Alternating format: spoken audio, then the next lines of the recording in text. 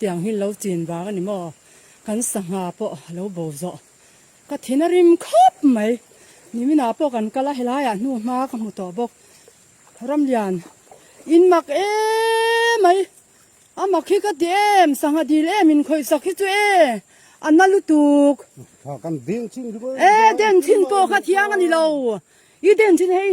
sanga hi e a sen po hi ka mu mang to lo dun chang hin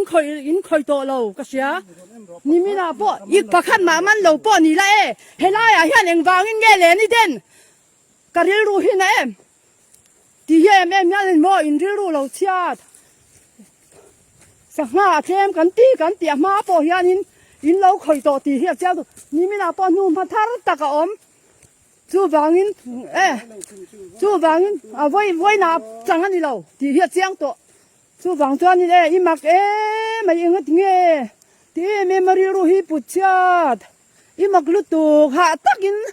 kan buai pui ve na sa cheng tam ta kan seng ti se che I ti mak e mai a man phei leng ting ai tia ke ni pon du hun kan man thei le le hey sanga sen mu tur po om to lo voi khat chau hi in ti to lo ti hi kan chiang a ai ti chin na po ni se la mo ka ngai dan hi ni lo khop mai iti mak e me hi ka lo wang ania ni tina kan kal na mi zong zong pon an ring chewa ril run wam hian in siam ngai lo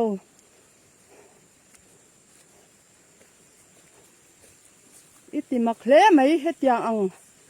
sanga dil han in den sakhi chu e thil om ang lo lu tu ka ni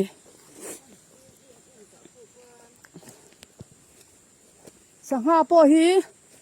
kan da tewa in seveka in muvek nun mo ya pona seveka CCTV po kan da chiang khopang kalung hi oi to thot lo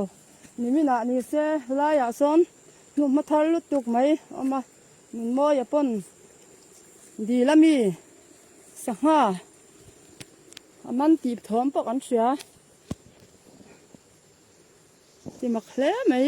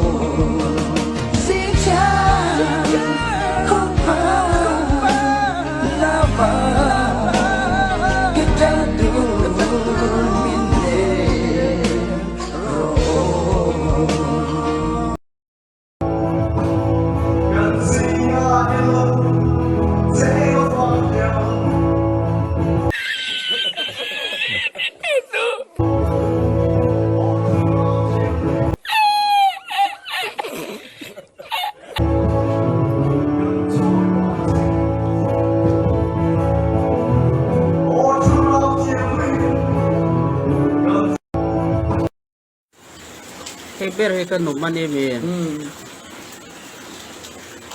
zoom kan tung chu a bisore ma yen engeni how shakna molecule economic molecule kin akadani